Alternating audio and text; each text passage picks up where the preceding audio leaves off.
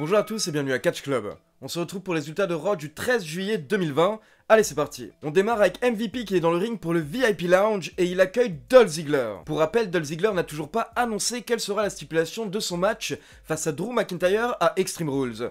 Et MVP le complimente en disant que c'est très intelligent de garder le secret et MVP aurait fait pareil. Ziggler nous explique encore une fois que c'est lui qui a ramené Drew McIntyre à la WWE. Il l'a sorti de l'ombre pour l'amener à Raw et il lui a appris tout ce qu'il savait. Puis Ziggler se plaint du manque de reconnaissance de Drew McIntyre et il dit que McIntyre n'aurait jamais été champion WWE sans lui. Et justement, c'est à cause de ce manque de reconnaissance que Drew McIntyre va perdre le titre, selon Ziggler. Puis nous avons le droit à l'entrée du champion WWE, Drew McIntyre. McIntyre nous dit qu'il a réfléchi depuis la semaine dernière, et il s'est rendu compte que Dolph Ziggler utilise les gens autour de lui. Puis le champion nous dit qu'il va faire regretter à Dolph Ziggler le jour où Ziggler a appelé McIntyre pour le ramener à Raw, et que tout ce qui va se passer à Extreme Rules, eh bien c'est de la faute de Dolph Ziggler. Puis McIntyre dit qu'il ne peut pas attendre jusqu'à dimanche, il a besoin d'action, et il met une droite à Dolph Ziggler, puis il fait peur à MVP en faisant semblant de lui mettre un coup de tête, puis le champion quitte le ring alors que MVP essaye d'aider Dolph Ziggler à se relever. Bien entendu, je rappelle que Extreme Rules aura lieu ce week-end,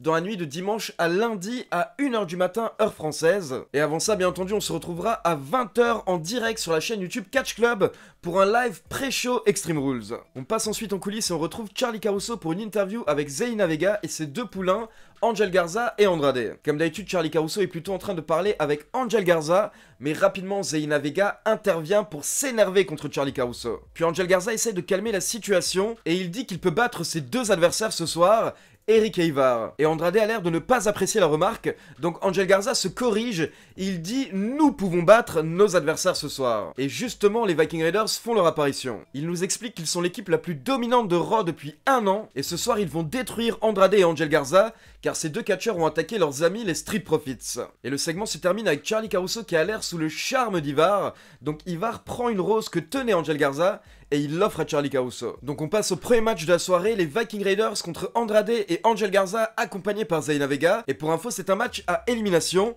c'est-à-dire que pour remporter le match, il faut éliminer les deux membres d'une équipe. Et au départ, on peut voir que Andrade et Angel Garza travaillent plutôt bien ensemble, ce qui mène à l'élimination de Eric. Donc Andrade et Angel Garza ont l'air d'être sur la même longueur d'onde, ils se retrouvent même à l'extérieur du ring et ils se font un petit check, mais là, Ivar leur saute dessus. Et quelques instants plus tard, Andrade a effectué le relais sans que Angel Garza ne le voie, mais malheureusement pour lui, dès qu'Andrade est rentré dans le ring, il s'est pris un spinning kick et il s'est fait éliminer. On se retrouve donc avec Angel Garza contre Ivar, mais pour info, Andrade est resté au bord du ring, il n'est pas retourné en coulisses après avoir été éliminé. Ivar a porté un nouveau spin kick à Angel Garza et il allait remporter le match, mais Andrade est intervenu pour mettre la jambe de Garza sur les cordes afin de briser le tombé. Puis Garza a réussi à porter un powerbomb sorti de nulle part à Ivar pour la victoire. Donc Angel Garza et Andrade arrivent à battre les Viking Raiders.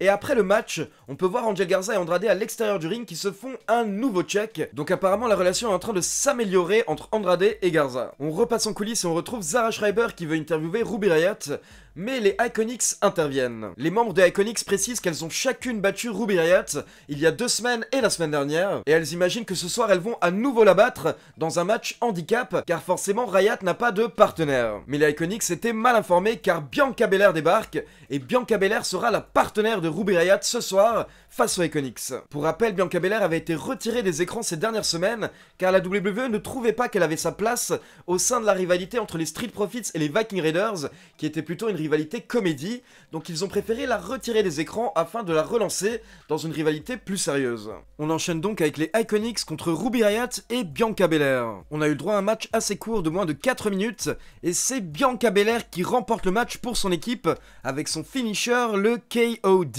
Puis toujours en coulisses, on retrouve R-Truth qui rejoint Ricochet et Cedric Alexander. R-Truth est censé avoir un match face à Randy Orton ce soir, mais il a mal compris et il pense qu'il doit affronter Ric Flair. Mais Alexander et Ricochet lui expliquent la situation, donc on peut voir que le champion 24/7 est un petit peu inquiet, et quand il s'en va, il croise Akira Tozawa. Akira Tozawa essaie d'effectuer le tombé sur R-Truth, mais le champion s'est dégagé avant le compte de 3. Puis on s'est retrouvé avec Tozawa et les ninjas face à R-Truth, Cedric Alexander et Ricochet en coulisses.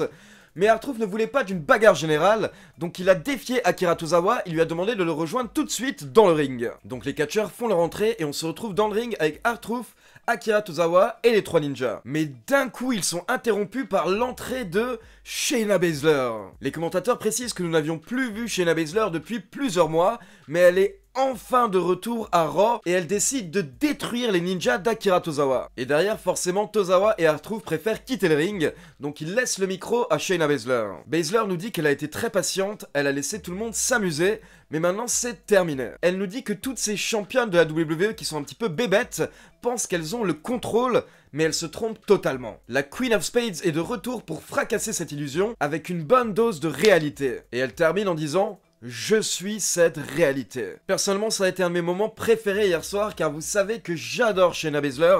Pour moi, elle est ultra crédible, et j'avais adoré ses runs en tant que championne du côté de NXT. Donc j'espère qu'elle va avoir de grandes opportunités du côté de Raw dorénavant. On repasse en coulisses et on voit Seth Rollins qui est avec Murphy qui a l'air un petit peu inquiet. Donc Seth Rollins lui demande qu'est-ce qui ne va pas, et Murphy demande si Rollins et Rey Mysterio vont vraiment essayer de s'arracher un œil lors de leur match œil pour œil à Extreme Rules. Rollins répond en disant que Murphy doit comprendre qu'il n'y a rien d'important qui arrive sur cette planète sans un sacrifice. Puis Rollins dit à Murphy de se concentrer sur son match face à Aleister Black ce soir, et pendant ce temps, Rollins a un message à délivrer. Donc Seth Rollins fait son entrée pour une petite promo, et Seth Rollins répète plusieurs fois œil pour œil. Il dit qu'au départ, il n'avait pas compris cette stipulation, il pensait que c'était une métaphore, mais maintenant il a compris qu'il faut le prendre au sens littéral. Donc Rollins nous reprécise que pour remporter le match à Extreme Rules, il faut sortir l'un des yeux de son adversaire. Et Rollins précise qu'il n'y a jamais eu de match aussi barbare à la WWE. Rollins nous rappelle que Extreme Rules sera le show de l'horreur, et il dit que le show porte très bien son nom, car Rey Mysterio va se retrouver totalement aveugle, il va perdre ses deux yeux, et donc il ne pourra même pas voir ses enfants grandir, il ne verra jamais Dominic se marier. Selon Rollins, Extreme Rules sera la fin de Rey Mysterio, mais par contre ce sera également de nouveaux débuts pour Monday Night Raw. Puis Rollins est interrompu par Kevin Owens. Owens joue un petit peu le mec choqué, en disant qu'il ne pensait vraiment pas que Rey Mysterio allait choisir une telle stipulation, et il fait également une petite référence à PCO Pierre-Carl Wallet. Car Owens nous dit qu'il a un bon ami pirate qui s'appelle Jean-Pierre Lafitte, et ce pirate lui a donné un petit cadeau pour Seth Rollins, il s'agit bien entendu d'un cache-œil. Mais Rollins en a marre d'écouter Kevin Owens, donc il appelle Murphy, pour que Murphy et lui puissent attaquer Kevin Owens, mais dès l'entrée de Murphy, il est rapidement suivi par Aleister Black. Donc Aleister Black attaque Murphy et ça nous mène au troisième match de la soirée. Au bout d'environ 5 minutes, Aleister Black a porté son Black Mass et il allait remporter le match, mais Seth Rollins est intervenu pour tirer Aleister Black en dehors du ring, ce qui a mené à la disqualification de Murphy. Et tout de suite à la fin du match, on a le droit à l'entrée de Rey Mysterio et Dominic. Donc Seth Rollins se retrouve dans le ring et il est entouré par Kevin Owens, Aleister Black, Rey Mysterio et Dominic. Et après la pub, on enchaîne avec un match entre Kevin Owens et Seth Rollins. Mais bien entendu, les deux Mysterio et Aleister Black sont toujours au bord du ring, et vers la fin du match, ils montent sur le ring pour déconcentrer Seth Rollins, qui était en train de dominer, il faut l'avouer.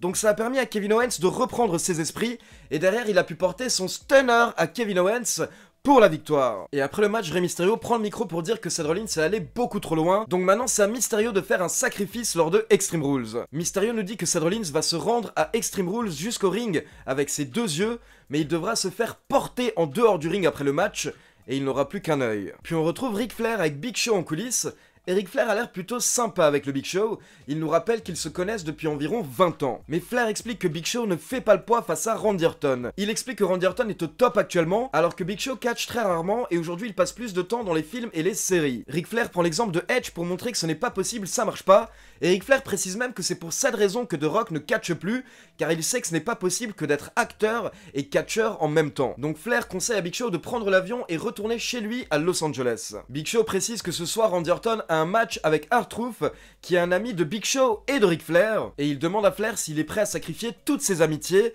uniquement pour celle de Randy Orton. Car bien entendu, Flair est également ami avec Edge, avec Christian et avec Big Show. Puis on a le droit à une petite vidéo qui nous explique comment est-ce que Randy Orton est devenu le Legend Killer, et justement on retrouve Randy Orton en coulisses pour une petite promo. Randy Orton nous dit que tu as de la chance dans le monde du catch si tu arrives à te faire ne serait-ce qu'une poignée d'amis. Et Orton dit qu'il avait cette poignée d'amis, et il mentionne justement des mecs comme Edge, Christian, Big Show ou encore Ric Flair. Orton dit que Edge et lui auraient pu à nouveau être le Rated RKO, mais Edge ne lui a pas fait confiance. Alors que Randy Orton savait ce qui était le mieux pour Edge, donc au final comme Edge ne l'a pas écouté, il a décidé de renvoyer Edge chez lui. Puis Orton parle également de son histoire avec Christian et avec Big Show, et le moment le plus intéressant, c'est quand il parle de Ric Flair. Il dit que pour lui, Ric Flair est comme un membre de sa famille, donc ce serait vraiment dommage que Ric Flair fasse quoi que ce soit qui mettrait cette relation en danger. Donc c'est intéressant car ça donne l'impression que Randy Orton va également prochainement attaquer Ric Flair.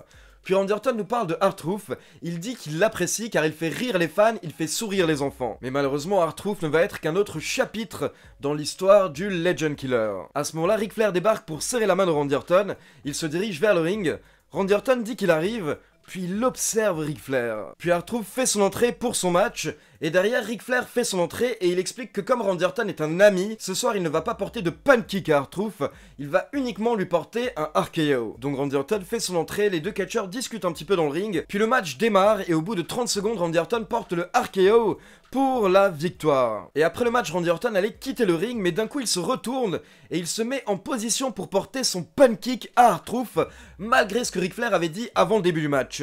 Et on peut voir que Ric Flair n'est pas content, donc il essaye de calmer Randy Orton, il se met même entre Randy Orton et R-Truth, mais heureusement Big Show fait son entrée. Donc Randy Orton dit à Big Show de s'arrêter tout de suite, et il dit qu'il ne va pas porter de punt kick à R-Truth, le prochain qu'il portera sera pour le Big Show. Puis Randy Orton lance un défi au Big Show, il lui propose un unsanctioned match, donc un match sans règles, la semaine prochaine lors de Raw, et Big Show accepte. Puis on passe en coulisses et on retrouve MVP et Bobby Lashley qui croisent Cedric Alexander et Ricochet. Et MVP demande à Cedric Alexander s'il a bien reçu son colis ou son cadeau, et Cedric Alexander dit que oui, mais il n'est pas intéressé. Et Ricochet a l'air clairement surpris, car il n'était pas au courant qu'il se passait des choses entre Cedric Alexander et MVP. Puis MVP fait une petite interview par rapport à son match face à Apollo Crews pour le championnat des États-Unis à Extreme Rules. Pour rappel, actuellement le champion est toujours Apollo Crews, mais MVP se balade avec cette nouvelle ceinture, et le vainqueur du match remportera justement cette nouvelle ceinture US. Puis l'intervieweuse Zara Schreiber voit Drew McIntyre dans les coulisses,